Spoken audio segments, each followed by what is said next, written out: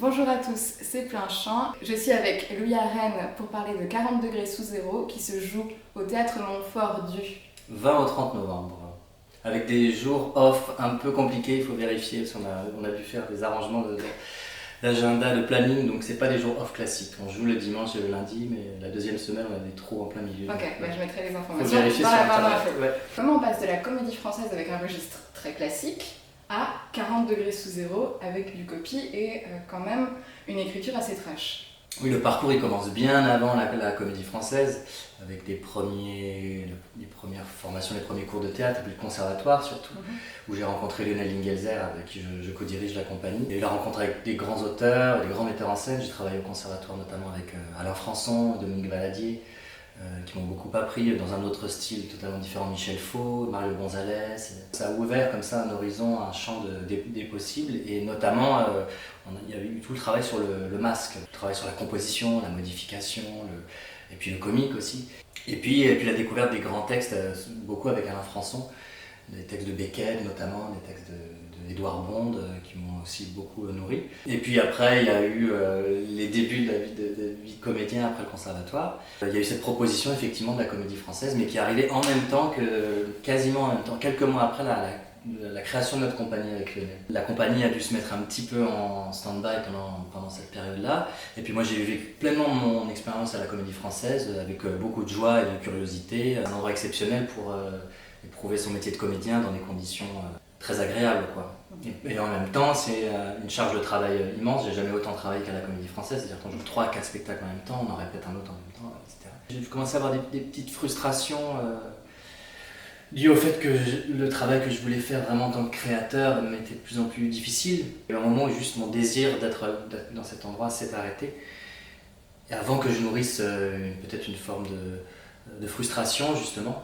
Et j'avais besoin de retrouver ce saut dans le vide aussi, de partir vraiment vers l'inconnu, de ne pas savoir ce que j'allais faire dans 6 mois, et en même temps de me battre pour mes projets. Donc il y a eu un premier projet qui était en même temps que ma sortie de la comédie française, qui était Le Chien, la nuit et le couteau, une pièce de Mayenbourg qu'on a également présentée au Montfort et qu'on avait joué aussi à la Manufacture à Avignon, qui a eu aussi un très beau succès, qui était les premiers jalons du Moonstrom Théâtre.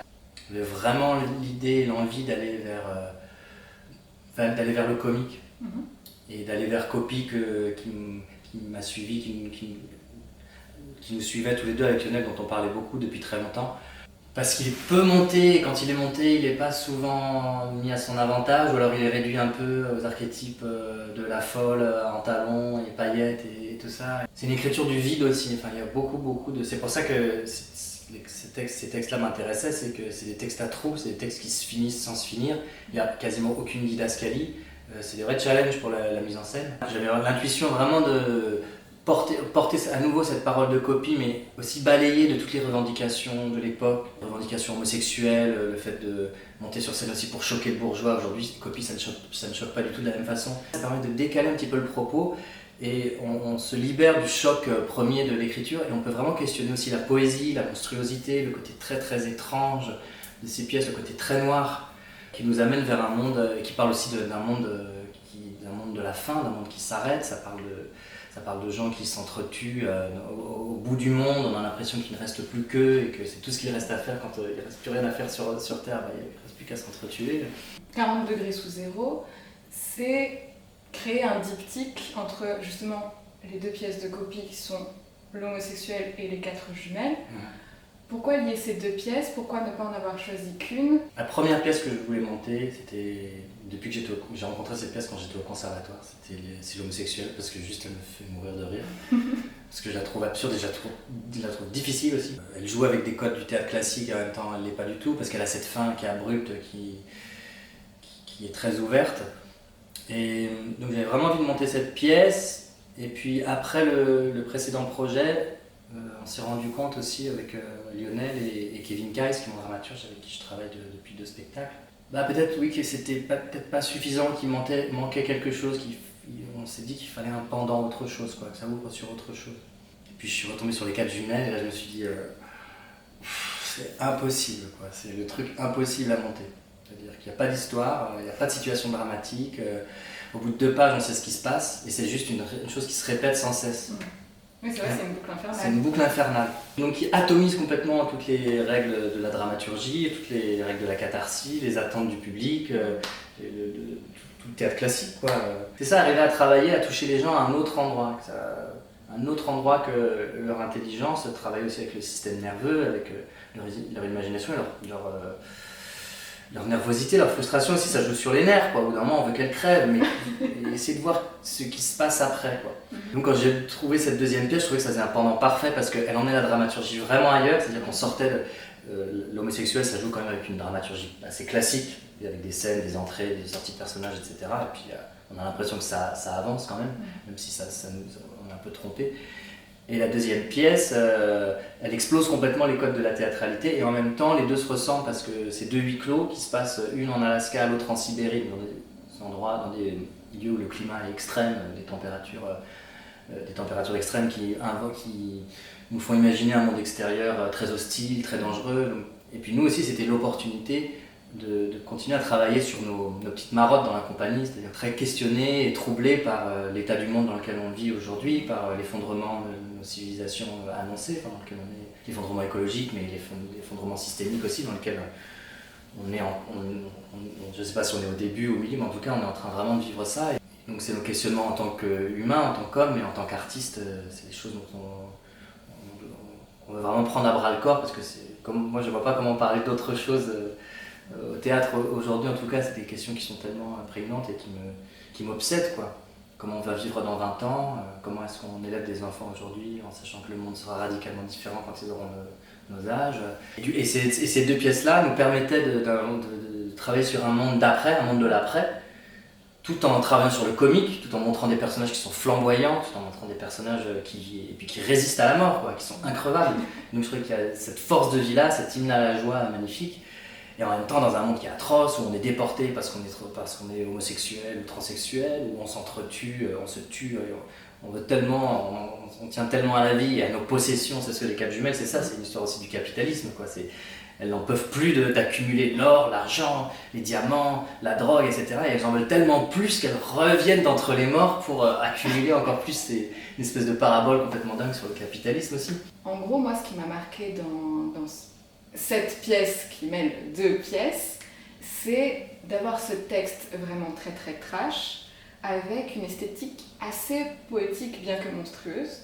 Et donc, quelle était la nécessité en tant que metteur en scène, en tant que scénographe, en tant que aussi chorégraphe, parce que la danse a quand même un aspect assez important, les masques, tout ça.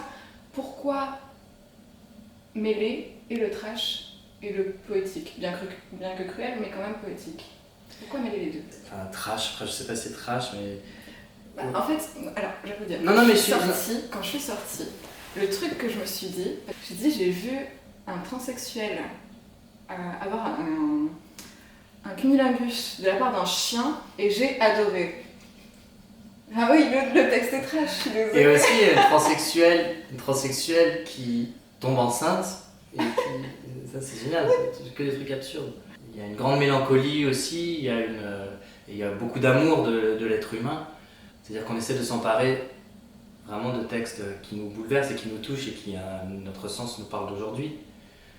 Et parler d'aujourd'hui sans parler de la douleur, de la souffrance, d'un monde qui se barre complètement en cacahuète, c'est compliqué. Il faut embrasser cette douleur, vraiment, il faut la regarder en face, il faut essayer de voir comment fonctionne le monde. Et puis quand on monte sur un plateau et qu'on fait des spectacles et qu'on se montre devant des gens, je pense qu'on a une obligation aussi d'emmener cette souffrance ailleurs et de la transcender, et puis de justement dans un monde qui a l'air bouché, un futur qui a l'air bouché, où on nous dit le seul récit auquel on peut croire c'est le capitalisme, c'est la croissance perpétuelle. Je pense que la place des artistes aujourd'hui elle est très importante parce que c'est les seuls qui ont vraiment la possibilité de s'adresser à l'imagination et de changer ces récits auxquels tout le monde croit, auxquels on nous a dit on ne peut pas faire autrement, on ne peut pas croire autrement. Je pense que c'est vraiment, on a une mission énorme en fait, parce qu'on est les seuls qui ont la capacité de s'adresser à l'imagination de chacun et puis les faire entrevoir d'autres possibles. Ça s'est commencé à naître avec le Marienburg, le précédent spectacle, mais là chez Copy, c'était vraiment un geste fort, artistique et dramaturgique de travailler sur des oppositions très très fortes, de travailler sur le kitsch et le sublime, sur le trash et le poétique, sur le lumineux et le sombre, sur le lent, le rapide, sur le trivial et le sacré. Vraiment, ça a été mais même pour les acteurs, même organiquement, techniquement, on a vraiment travaillé sur des notions très opposées pour voir je trouve que travailler sur des tensions très fortes comme ça crée une théâtralité magnifique, quoi, et étrange aussi, et fascinante. Et si on prend vraiment ces deux notions vraiment au sérieux, si on travaille vraiment sur ce que c'est que le sacré, et vraiment ce que c'est que le potache, et en même temps, on s'entend, enfin pas en même temps, mais c'est dans la même scène, etc. Mais prendre vraiment ces deux notions au sérieux sans faire de la parodie, ça donne une énergie de travail que je trouve vraiment sublime. Et puis je le vois aussi dans la réaction des spectateurs, il se passe quelque chose, on les touche, on leur parle à un endroit dont ils n'ont peut-être pas forcément l'habitude. Et puis on fait un travail très corporel, très physique aussi, même si ça se voit pas toujours forcément, ça veut pas dire qu'on saute partout, etc. Pas tout le temps, mais on a un vrai engagement, un vrai travail physique aussi avec les comédiens, et parce qu'on veut provoquer aussi des choses, comme vous dites, physiques chez le spectateur aussi. On a envie que les gens à la fin ils ont envie de venir avec nous sur le plateau, quoi. Quelles sont vos influences au niveau esthétique? Même si c'est pas flagrant dans le travail, mais Samuel Beckett, même si pour le coup c'est un auteur, mais pour moi c'est un auteur vraiment aussi qui a changé l'esthétique de ce que c'est que la littérature, vraiment. Ça m'influence toujours et je le relis régulièrement. Après, pour ce qui est vraiment d'artistes plastiques, par exemple, Francis Bacon. Mais Francis Bacon, ça a été mon plus gros choc esthétique. Quand j'étais ado, j'ai rencontré cette peinture-là et j'ai jamais eu de choc aussi fort depuis. Vraiment. Et ça me poursuit toujours. Et j'ai l'impression, au fur et à mesure, de comprendre pourquoi, en fait, quand j'étais ado, ça m'a tant marqué. J'arrive petit à petit à mettre des mots dessus. Après, il y a plein de metteurs en scène que j'admire beaucoup, Romeo Castellucci, Joël Pomera, plein de gens que j'aime beaucoup, dans des styles complètement différents. Ça c'est pour la liberté de l'acteur, c'est pour l'acteur créateur, je suis un fan incontournable de Philippe Cobert. Après il y a les films de David Lynch, mais il y a beaucoup de choses qui nourrissent tout le temps la peinture, pas mal. Pour parler du monstre et du masque, le travail sur le masque, je pense qu'il est important. En général, on ne parle pas trop du masque quand les gens n'ont pas vu le travail. Et si vous n'avez pas vu le travail, ne coupez pas tout de suite, ne zappez pas. Parce que souvent, les gens, quand on leur dit masque au théâtre, ils imaginent, on imagine la comédia, le gros nez, les personnages comme ça, etc. Moi, ce qui m'intéresse là-dedans, au lieu de plaquer un nouveau visage, d'imposer un caractère, ce qui m'intéresse plus, c'est ce qu'il efface, comment il enlève le visage de l'acteur et il vient projeter une sorte de surface un peu neutre qui, là aussi, crée une ligne de tension très forte avec l'imagination du spectateur. On ne voit pas forcément où est-ce que le visage commence, où est-ce que le masque s'arrête, etc. Donc ça crée cette espèce d'inquiétante étrangeté sur laquelle j'aime beaucoup travailler. Le masque du carnaval, c'est le masque comique aussi, mais c'est aussi c'est les masques figés, c'est le masque de la mort aussi. Le masque, ça parle que de la mort aussi, ça parle beaucoup de la mort, c'est effrayant. Et en même temps, c'est du jeu, c'est un masque, c'est pour jouer. Là, ça nous permet de travailler sur cet univers monstrueusement décalé, et féroce et drôle. Et corrosif? Oui, j'espère. Si vous pouviez travailler avec une personnalité du théâtre, morte ou vivante, française ou étrangère, ça serait qui? C'est trop dur. Je pense Molière. Okay. Et pourquoi Molière? Juste pour le comique ou pour d'autres choses? Non, si, le génie comique, toute son histoire, l'histoire de troupe, etc. Si vous deviez conseiller une pièce, non pas à voir, mais à lire, ce serait laquelle? Il y a la pièce de mon ami François de Brouwer qui s'appelle La Loi des prodiges, sur laquelle j'ai eu la chance de travailler, qui est un solo qu'il a écrit, une improvisation. Qui sera à la Scala, exactement. Et donc il s'est mis en tête de publier son texte et il l'a très bien fait parce que c'est un texte qui est très très bien écrit. Cette année, quel a été votre coup de cœur en tant que spectateur? C'est le spectacle de Fia Ménard. Je crois que c'est Saison sèche que j'ai vu aux Amandiers, où elle est en espèce de guerrière à Athéna sur le plateau, qu'elle va construire. Elle construit sa maison, qui est aussi un Parthénon, et puis qui va ensuite être détruit. Enfin, ça, à chaque fois aussi, c'est des gestes théâtraux. C'est-à-dire que ce qui me plaît beaucoup aussi, et c'est des choses qu'on essaie un petit peu de travailler dans la compagnie, c'est de ne pas oublier le rituel aussi, de ne pas oublier qu'on convoque aussi des choses qui sont plus grandes que nous quand on est sur le plateau. Ce qu'on cherche beaucoup au théâtre, c'est la communion, quoi. Créer une communion, et puis c'est cette frontière entre la performance, le cirque, le théâtre. C'est beau aussi les artistes qui explosent.